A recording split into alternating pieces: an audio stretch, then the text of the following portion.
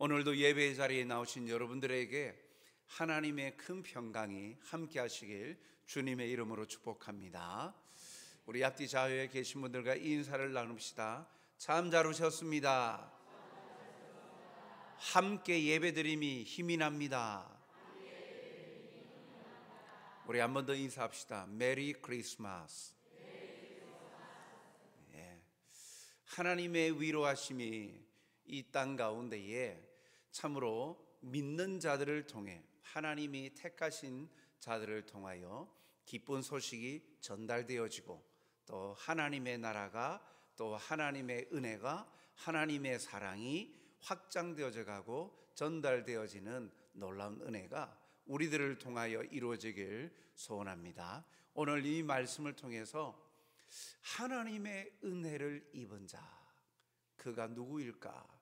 하나님의 입은 자에게 임하는 평안, 그리고 그 입은 자의 삶을 통해 우리가 함께 우리를 향하신 하나님의 뜻을 발견코자 합니다. 하나님은 천사 가브리엘을 나사렛이라는 동네로 보내셨습니다. 그곳에서 마리아라는 여인을 만나 구원자이신 예수님을 잉태케 될 것이다 전하였습니다. 나사렛이라는 이 지역은 팔레스타인 밖의 사람들에게는 잘 알려지지 않은 외딴 곳입니다. 삼면이 산악으로 둘러싸여져 있고, 특히 유대 사회 공동체 안에서도 이 나사렛이라고 할 때에 아주 유명한 도시라기보다는 오히려 비아냥거리는 두로 비천하고 아주 천박한 그러한 도시 개념처럼, 그래서 그런 멸시의 의미를 담아서 나사렛 출신의 사람들을 일컬기를 나사렛 사람이라고 이야기합니다. 나사렛 사람이라고 이렇게 불려질 때는 그 유대 공동체 안에서는 천한 사람들, 시골 촌뜨기, 이러한 부정적인 의미가 가득하죠. 성경에도 그러한 의미로 이 나사렛이라는 것이 쓰여졌던 것을 볼 수 있습니다. 예수님의 제자로 부르심을 받았던 빌립, 그리고 바돌로메라고 기록이 되어지고 있는 나다나엘, 빌립이 예수님을 소개하고 메시아를 만났다라고 이야기하면서 이 나다나엘에게 이야기를 할 때에 그 나다나엘이 이렇게 말합니다. 요한복음 1장 46절 상반절을 보니까 나다나엘이 이르되 나사렛에서 무슨 선한 것이 날 수 있느냐? 내가 메시아를 만났다. 그 메시아가 누구냐면 나사렛의 목수의 아들 요한의 아들이 예수다 라고 이야기를 하니까 이 나다나엘이 그가 가지고 있었던, 그러니까 그 개인의 생각이 아니라 그때 당시에 유대인들이 가지고 있었던 의식입니다. 나사렛에서 무슨 선한 것이 나느냐? 그런 시골에서 뭐가 나겠느냐? 어찌 메시아가 그런 천하고 낮은 시골에서 태어났다? 말할 수 없다, 믿을 수 없다, 이런 말이죠. 메시아는 나사렛 같은 천한 곳에서 날 수 없다는 것입니다. 그러나 당시 사람들과의 생각과 달리 오늘 천사 가브리엘은 나사렛에 있는 그 마리아에게 나아가서 마리아를 통해서 메시아가, 구주가 태어날 것을 이야기하죠. 구원자를 낳을 하나님의 선택을 받은 여인이 그 나사렛에 있었습니다. 그녀의 이름은 마리아였는데, 마리아라는 이름의 뜻은 여러 가지 이름의 뜻이 반복적으로 나옵니다만 괴로움, 슬픔이라는 뜻을 가지고 있습니다. 구약 성경에 보면 히브리어로 기록되어 있는 이 모세의 누이였던 미리암이 이 헬라어로, 신약의 언어인 헬라어로 바뀌면 이 마리아로 이 음력을 한 것인데, 미리암도 그렇고 마리아도 그렇고 부정적인 의미입니다. 미리암은 완고함, 반역이라는 이름의 뜻을 가지고 있거든요. 어찌하였든 이 마리아의 이름의 뜻이 그가 살고 있는 나사렛, 이러한 그 유대 공동체 안에서도 천한 곳이고 낮은 곳이라고 생각되어지는 도시, 그러한 마을이고, 그 여인의 이름 또한 마리아, 괴로움, 슬픔, 약간 부정적인 의미가 담겨 있는 이름입니다.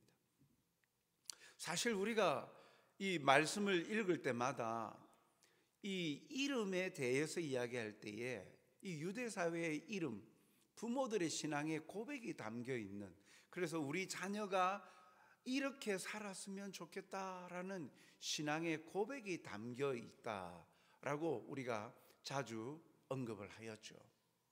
그런데 얼마나 그 부모가, 마리아의 부모가 그 환경이 척박하고 힘들었으면 자기 자녀의 이름에 괴로움과 슬픔, 부정적인 의미를 붙였을까 하는 것을 볼 수 있죠. 그만큼 여유가 없는 가정에서 힘겹게 살아가고 있었다라는 것을 유추할 수 있습니다. 이런 곳에, 이러한 사람에게 하나님이 보내신 천사 가브리엘이 마리아에게 이와 같은 인사말을 건넵니다. 누가복음 1장 28절에 보니까 그에게 들어가 이르되 은혜를 받은 자여 평안할지어다, 주께서 너와 함께 하시도다.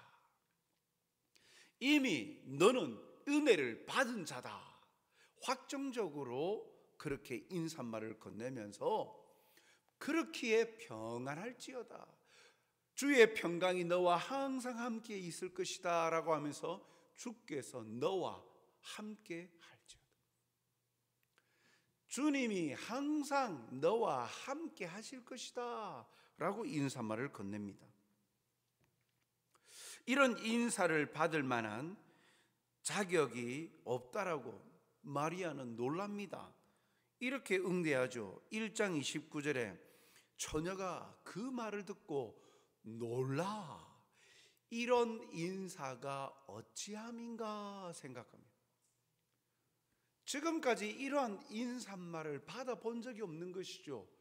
감히 자신에게 주께서 함께 하신다, 하나님의 은혜를 입었다, 평안하다, 평안, 샬롬이라는 말은 뭐 들을 수 있을지 모르겠지만 이미 하나님의 큰 은혜를 입었고 주께서 늘 함께 하신다라는 이러한 인사말, 그런 말을 들을 때 이 자존감이 올라갈 수 있는 그러한 긍정적이고 놀라운 인사말을 들은 적이 없는 것이죠. 그리고 그럴 자격도 없다라고 자신은 생각하고 있는 것입니다.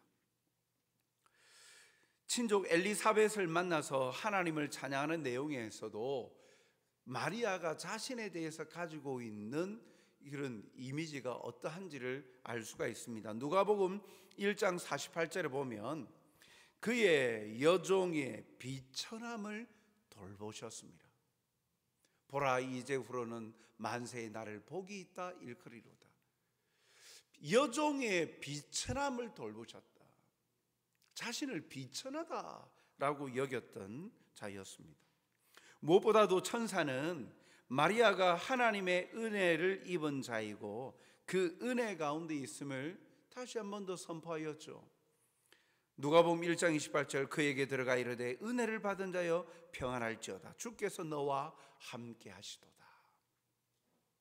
사랑하는 성도 여러분, 마리아는 하나님께 선택을 받아 구원자를 낳을 자로 이미 알고 있었습니까? 아닙니다.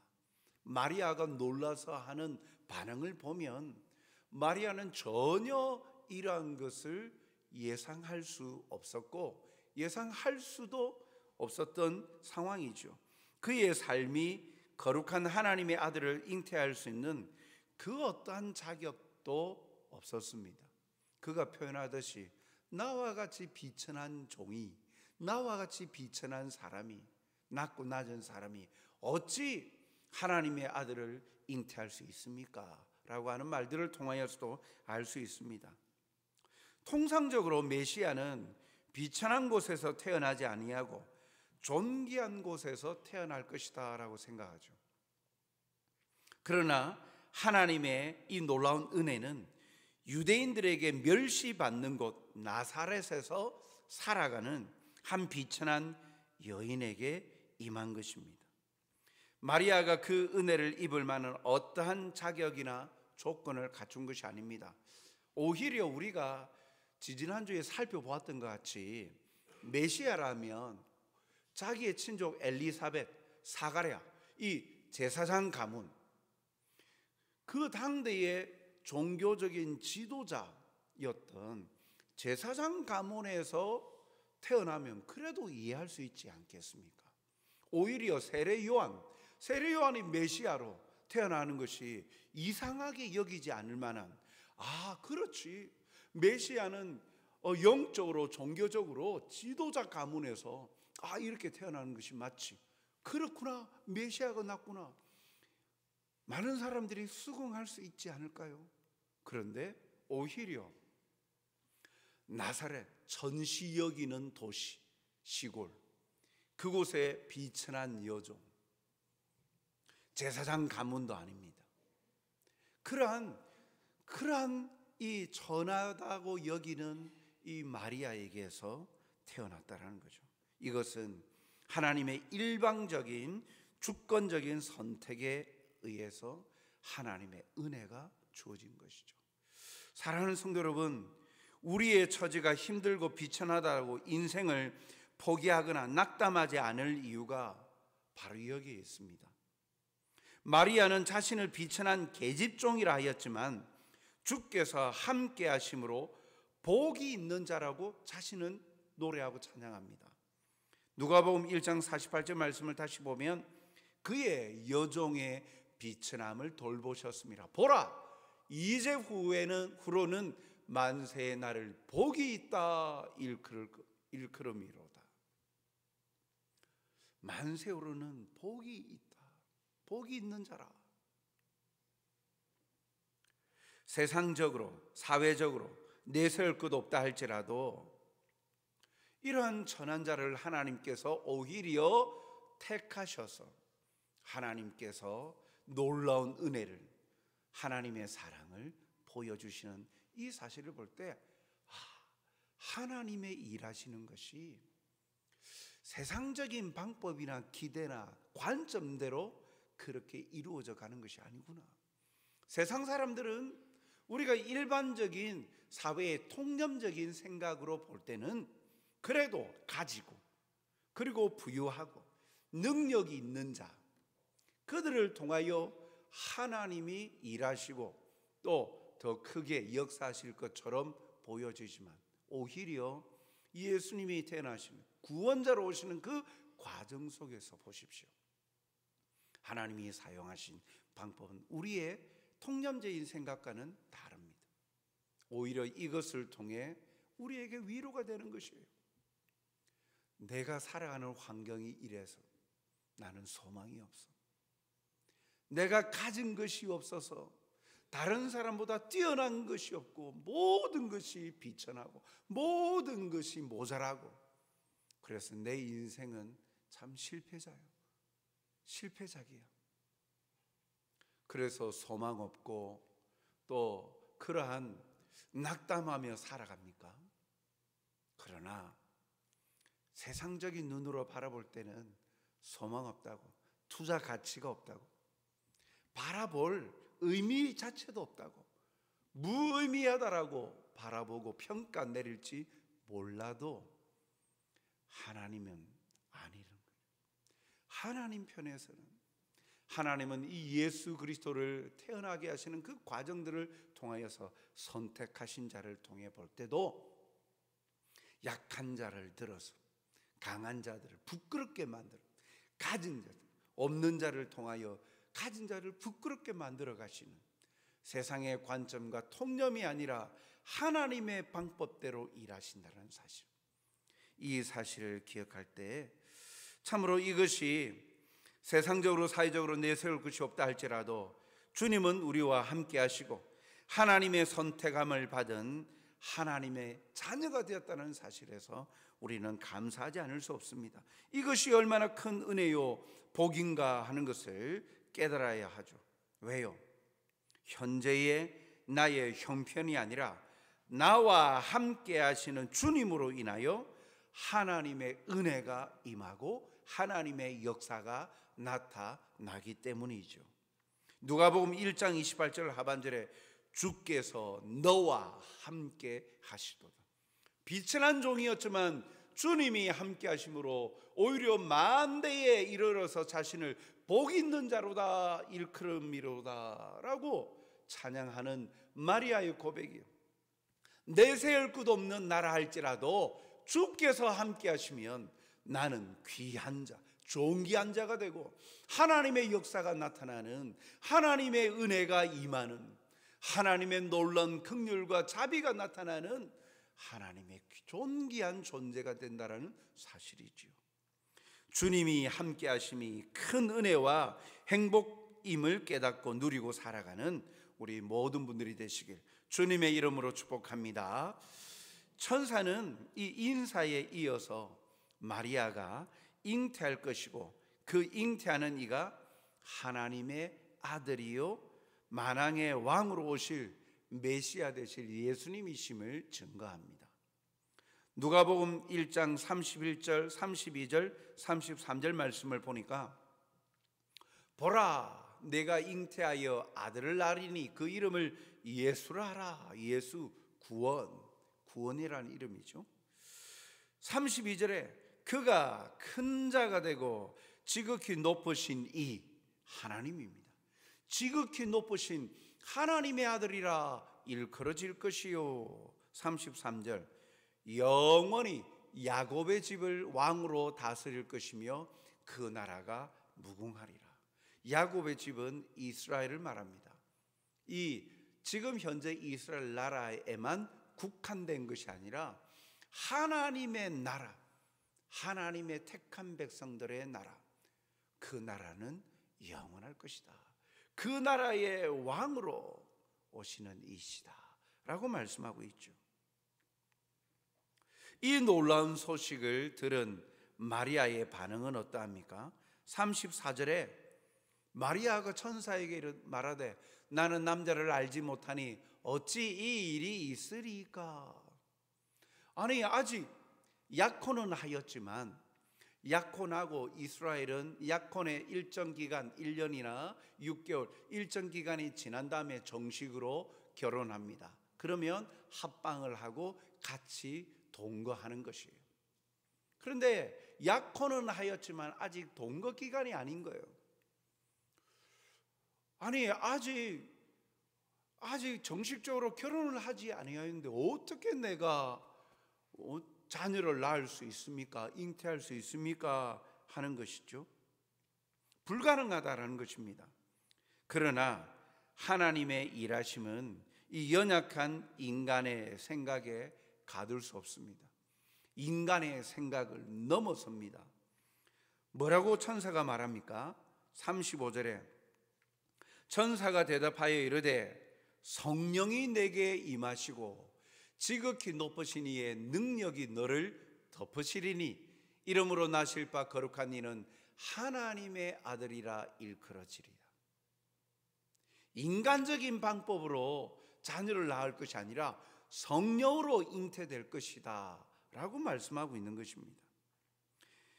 이것은 사람의 상식으로 상상할 수 없는 일이죠.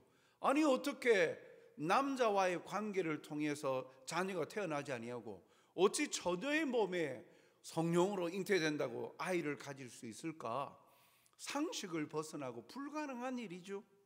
그러나 이것은 이러한 일들이 마리아의 친족 엘리사벳에게도 일어났지요. 36절에 보라 내 친족 엘리사벳도 늙어서 아들을 배었느니라.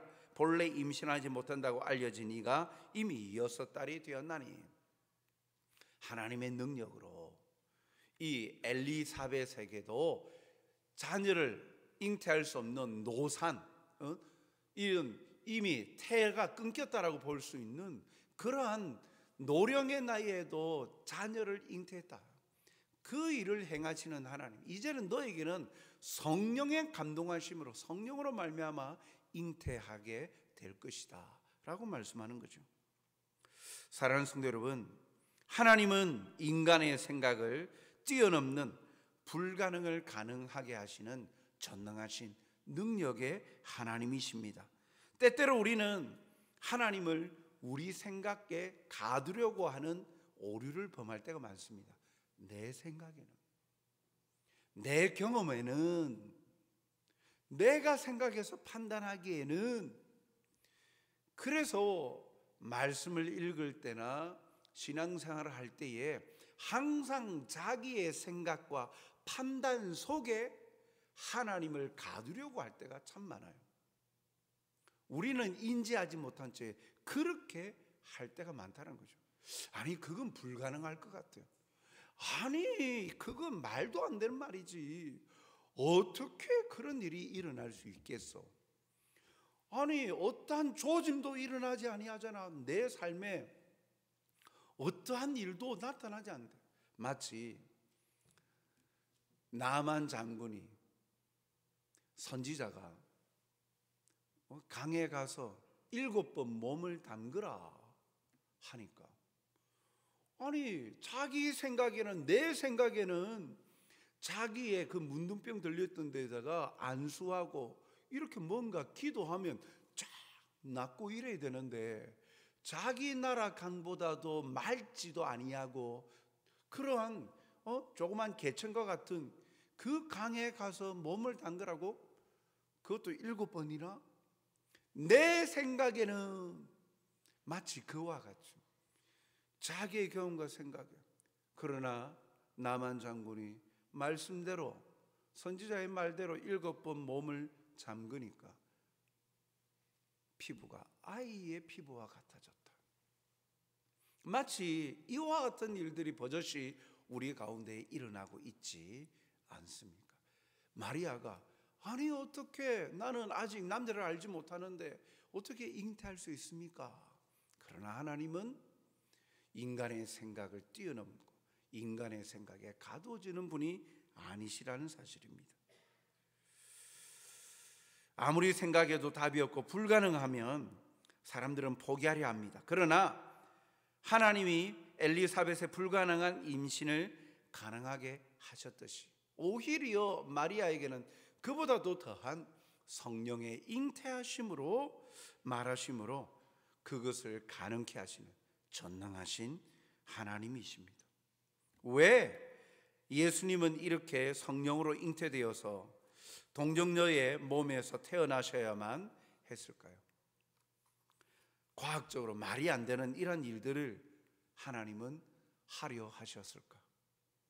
그것은 우리를 구원하실 구원자로서 예수님은 죄가 없으셔야 했기 때문입니다. 죄는 통상적으로 원죄와 자범죄로 나눕니다. 자기가 살아가면서 짓는 자범죄가 있고요, 살아가면서 아무런 죄를 짓지 아니해도 모든 사람들은 죄인입니다. 원죄가 있어요.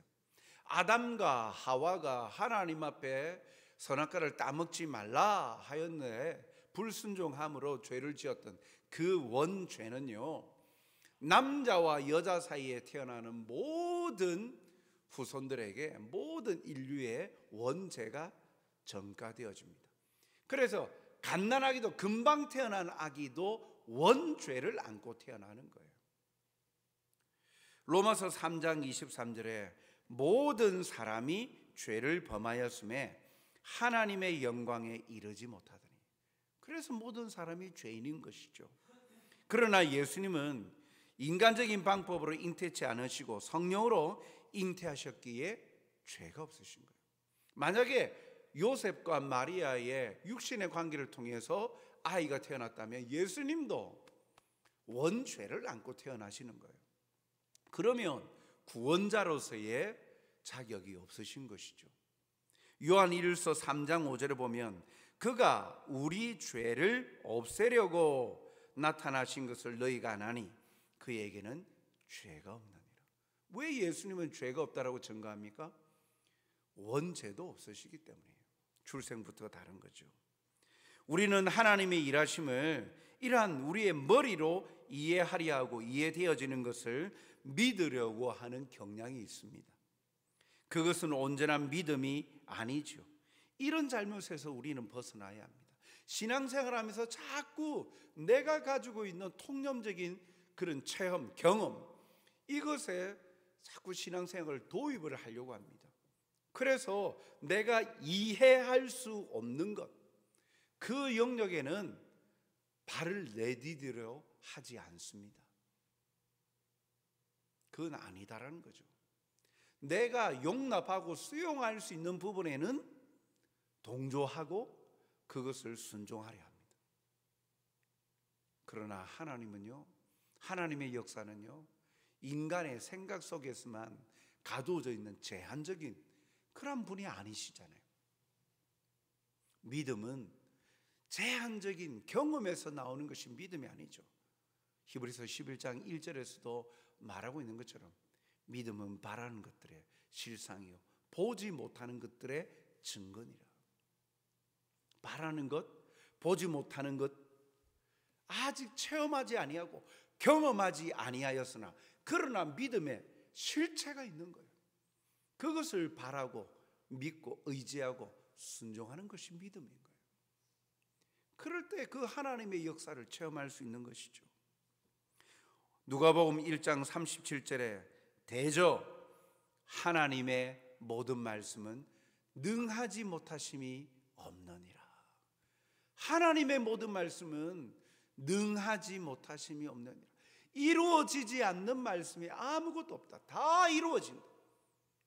하나님의 모든 말씀은 이루어진다. 천사를 통하여서 네가 아이를 잉태할 것이다. 성령이 너를 덮을 것이다. 성령의 은혜와 감동으로 잉태될 것이다. 그대로 이루어질 것이다 라고 말씀하는 거죠. 오늘도 하나님은 살아계십니다. 살아서 역사하십니다. 하나님의 말씀은 반드시 이루어집니다. 하나님이 하시면 되는 거예요. 하나님이 하시겠다 하시는 것은 반드시 이루어집니다. 하나님의 일하심을 가로막을 자가 없습니다. 우리의 상황이 불가능해 보여도 믿음이 잃지 아니하고 하나님의 일하심을 사모하며 의지하며 믿음의 순종으로 나아가는 하나님의 사람들이 되시길 주님의 이름으로 축복합니다. 그리하여서 이루어 가시는 하나님의 은혜를 경험하십시오. 나는 안 됩니다. 예, 나는 안 되죠. 주께서 하시면 됩니다. 그러면 되는 거예요. 주의 말씀. 오늘 마리아가 귀한 것도 자기는 비천하고 낮지만 그러나 주의 말씀대로 될지어다. 그렇게 고백하잖아요. 천사의 이 말에 마리아는 이렇게 반응합니다. 1장 38절. 마리아가 이르되 주의 여종이오니 말씀대로 내게 이루어지이다. 누가복음 1장 38절 말씀. 같이 한번 읽어볼까요? 마리아가 이르되 주의 여종이오니 말씀대로 내게 이루어지이다. 아멘. 우리는 그냥 한 절을 무덤덤하게 읽습니다만 마리아의 인생에 있어서 이 고백은요 굉장한 고백인 거예요. 왜 그럴까요? 마리아는 지금 약혼한 처지의 처녀입니다. 약혼은 하였습니다. 우리하고는 좀 다른 그 결혼의 풍습이 있지만 약혼하였으나 정식 결혼한 상태는 아직 아니에요. 나사렛 대도시가 아닙니다. 규모가 자그마한 동네입니다. 그 동네에 약혼하였다, 동네 잔치를 하는 문화를 볼 때 이미 동네에 그 정혼한 남편이 누구인지도 다 알고 정혼한 그런 약혼한 여인인 줄을 다 압니다. 그런데 보십시오. 말씀대로 될지어다. 아직 동거 기간이 아닌데 그 말씀대로 되면 어떻게 되는 거예요? 마리아가 임신을 하는 거예요. 처녀가 임신을 하는 겁니다. 그 사회에서 처녀가 아직 정식 결혼 안 했는데 임신했다? 돌에 맞아 죽을 일입니다. 돌에 맞아 죽을 일을 피하여서 도피를 하여도 꼬리표를 받으면서 당당하게 살아갈 수 없는 거예요. 그의 인생이 완전히 나락으로 떨어질 수밖에 없어요. 자기의 미래가 그렇게 될 수 있는 거예요. 순탄치 않은 인생일 것입니다. 자신의 생각에 예견되어지는 여러 어려운 일들, 그의 남편 요셉도 보십시오. 그 사실을 알고 어떻게 했습니까? 가만히 끊고자 하였다. 이혼하려고 했어요. 순탄치 않은 인생입니다. 고난이 있을 것임에도 마리아는 말씀대로 이루어지리라고 고백합니다. 이미 자신은 주님의 여종이니 주인의 뜻대로 이루어질 것을 수용하고 고백하고 있죠. 누가복음 1장 46절 47절을 보면 마리아가 이르되 내 영혼이 주를 찬양하며 내 마음이 하나님 내 구주를 기뻐하였으며, 하나님을 기뻐하였다. 대단한 믿음이요. 이의 순종이 얼마나 그가 어떤 각오와 마음으로 임하고 있는가 하는 것을 보여주죠. 순종은요, 말씀대로 이루어짐을 믿고 바라는 신앙의 모습인 거예요. 사랑하는 성도 여러분, 이것이 바로 순전한 신앙의 모습입니다. 자신이 주님의 종이라는 고백, 내 삶의 주인이 하나님이시기에 비록 자신의 삶에 고난이 닥쳐온다 할지라도 하나님의 뜻대로 말씀대로 이루어지길 바라는 것, 그리고 그 길을 따르는 것, 이것이 바로 믿음입니다. 당장 아이가 들어서고 잉태함을 어떻게 숨길까? 어떻게 이야기할까? 알아줄까? 믿어줄까? 온갖 생각이 들지 않겠습니까? 그러나 마리아는 모든 것이 주의 손에 달려있음을 하나님의 주권을 인정하는 성숙한 신앙의 고백을 하는 믿음의 사람이었어요. 전적으로 신뢰하지 않고는 이런 고백이 나올 수 없습니다. 자기 포기와 같은 전적으로 맡기고 의지하는 고백, 바로 우리 그리스도인들이 가져야 될 신앙의 모습 아니겠습니까? 오늘도 우리는 하나님이 살아계심을 믿습니까? 하나님이 역사하심을 믿습니까?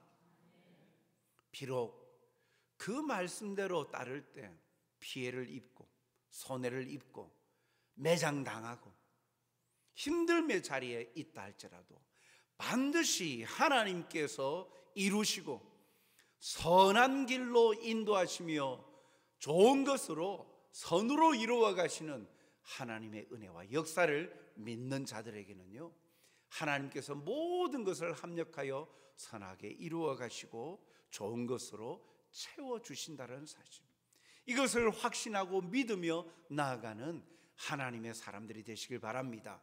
하나님의 은혜를 입은 자는 이름으로 말미암아 평안한 거예요. 하나님의 강권적인 도우심과 역사가 있고 반드시 이러한 선함의 결과로 내시기 때문에 그의 삶에는 평안인 것이죠.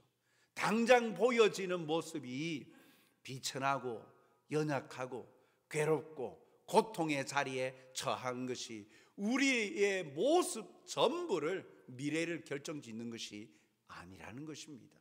내 형편이 지금 그렇다고 지금 현재 처녀의 몸에 잉태한 것으로 예견되어지는 사회 통념은 거기에서 죽음입니다. 아니면 그 사회와 완전한 분리입니다. 사회에서 중심적으로 살아갈 수 없는 거예요. 소외받는 자가 될 수밖에 없어요. 고통받아야 돼요. 그럼에도 불구하고 말씀대로 뛸지어다, 말씀대로 이루어질지어다. 우리는 하나님이 나를 사랑하시고 신실하신 선하신 응답으로 채워주심을 믿습니까? 그러면 되는 거예요. 하나님의 크신 은혜를 받은 자임을 우리는 잊지 말아야 합니다. 그 은혜를 받은 자, 입은 자는 믿음으로 그 은혜를 인정하고 감사하고 기뻐합니다. 하나님을 찬양합니다. 오늘 마리아가 찬양하는 것 같이 우리의 살아가는 날들 속에 하나님의 은혜를 기뻐하고 고백하며 또 즐거워하고 증가하는 자들이 되시길 주님의 이름으로 축복합니다. 이러한 은혜 입은 자임을, 이것을 우리가 깨달을 때 그 은혜를 베푸신 주님이 이 땅에 오심을 자랑스러워하고 증거할 수밖에 없는 거예요. 주님이 오심을 증거하지 못하는 이유는 내게 임하신 주님의 은혜를 깨닫지 못하는 것이요, 항상 내 생각 속에 하나님의 은혜를 가두려고 하기 때문이죠.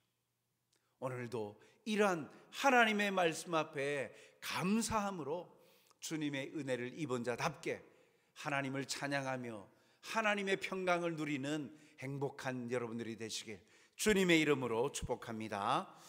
사랑과 자비가 풍성하신 아버지 하나님, 오늘도 우리에게 임하신 하나님의 사랑, 성령님의 감동하심으로 하나님의 놀라운 뜻을 깨달아 알게 하여 주시니 감사합니다. 비록 나의 형편과 상황이 나를 규정짓는 모든 것이 아님을 고백합니다.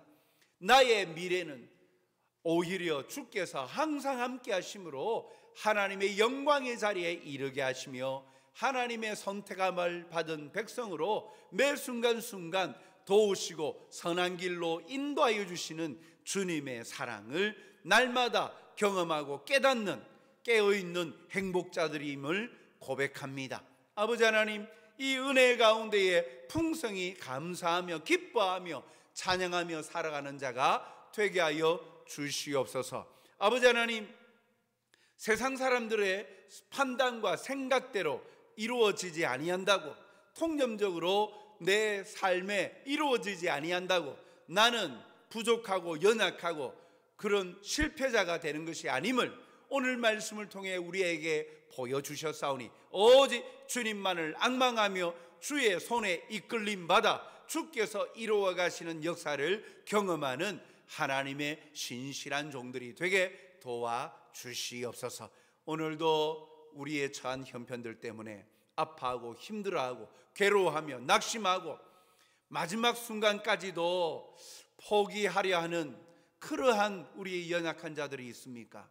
오늘 이 말씀으로 힘을 얻게 하여 주시고 위로를 얻게 하여 주시고 능치 못함이 없으시는 하나님의 위로와 능력의 말씀으로 믿음으로 나아감으로 그 말씀대로 이루어져가는 은혜가 우리 모두에게 임하게 하여 주시옵소서. 감사하며 예수님 이름으로 기도하옵나이다. 아멘.